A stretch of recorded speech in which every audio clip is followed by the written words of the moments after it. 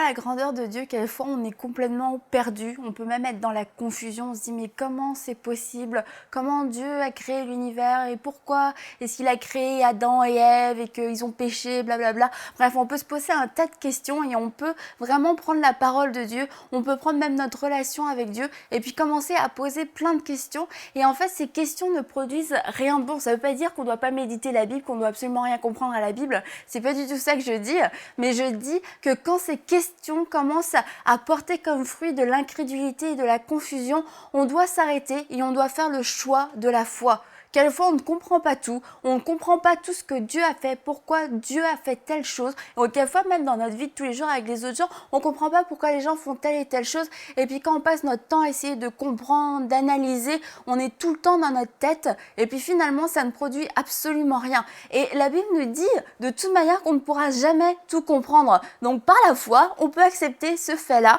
Et on peut lire dans 1 Corinthiens 13:8, pardon.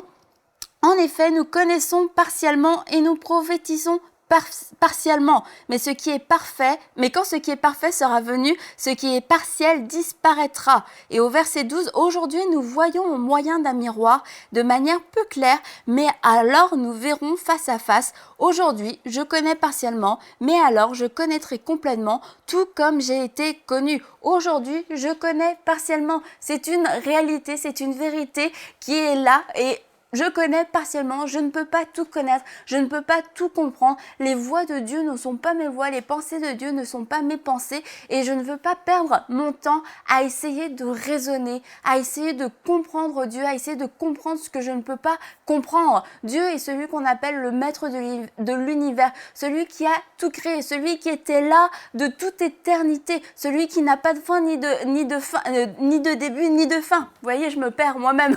C'est tellement grand, tellement incommensurable qu'on peut se perdre. Et si on se perd dans la grandeur de Dieu juste pour le contempler, juste pour le louer et l'adorer, pour admirer qui il est, cette création sans fin, son amour sans fin, c'est formidable. Mais quand on se perd dans nos questions, quand on se perd dans notre tête, là, ça devient dangereux et ça nous pousse à des raisonnements intellectuels, ça nous pousse à comprendre plutôt qu'à vivre tout simplement la parole de Dieu, à vivre une communion avec Dieu. Et on ne connaît pas plus Dieu parce qu'on veut juste le décortiquer et notre cerveau ne peut pas décortiquer Dieu. Notre cerveau ne peut pas contenir la grandeur de Dieu, c'est impossible. Alors ne perdons plus de temps à essayer de le faire et de vouloir tout comprendre aussi, c'est un danger qui nous pousse à tomber dans des débats théologiques, des débats doctrinaux. Et l'amour de la vérité est important et capital. On doit aimer la vérité,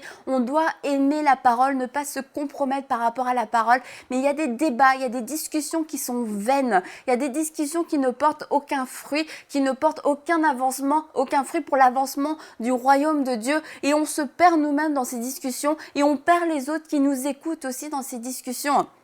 Et on peut lire ensemble dans 1 Corinthiens 8:1, passons au problème des viandes provenant d'animaux sacrifiés aux idoles. Nous possédons tous la connaissance voulue, dites-vous, c'est entendu, mais cette connaissance rend orgueilleux. L'amour, lui, fait grandir dans la foi. Et quand notre amour pour la connaissance est plus grand que notre amour pour Dieu, on commence à s'égarer, on commence à dévier du bon chemin parce que notre foi n'est pas en train d'être bâtie, notre foi n'est pas en train d'être construite, au contraire, notre foi est diminuée, notre foi est attaquée à chaque fois. Donc ne recherchons pas cette connaissance intellectuelle qui fait juste nous gonfler d'orgueil, qui fait juste nous faire dire « moi je sais, moi je connais », mais celui qui est réellement un disciple de Jésus connaît la parole, mais surtout agit sur la parole, obéit à la parole, soumet la vie à la parole et on voit un fruit, pas seulement des grandes réflexions, des grands mots, parce que ça, c'est juste de la religion,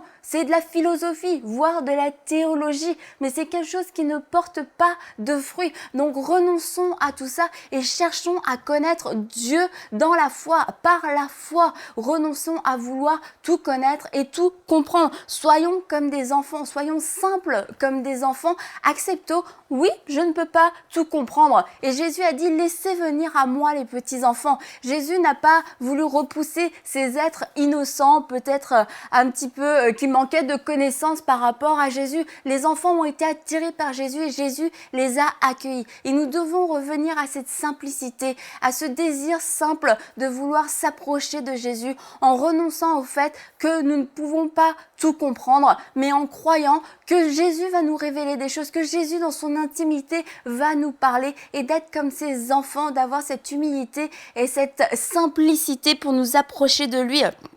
Et comme je disais, le vrai disciple ne connaît pas tout, mais le vrai disciple fait les choses, agit sur la parole, aime son prochain, n'est pas en train de disserter, oui, mais comment aimer ce prochain, oui, mais tel mot ceci, cela, en grec, en hébreu, en tout ce que vous voulez.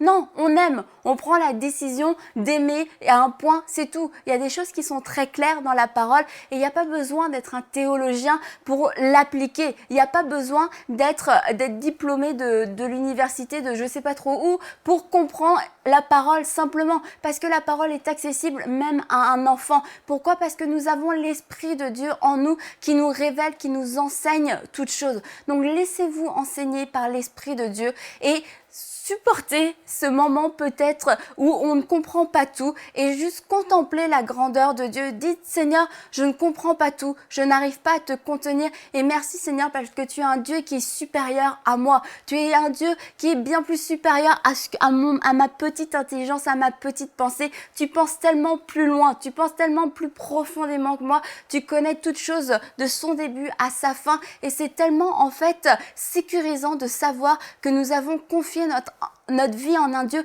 qui connaît toutes choses.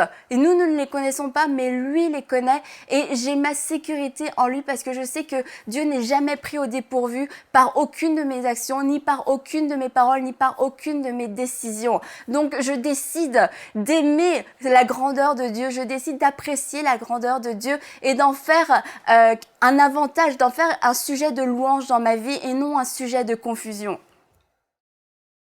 Pour aller plus en profondeur, vous pouvez lire et télécharger la version complète de cette pensée du jour sur le site enseigne-moi.com.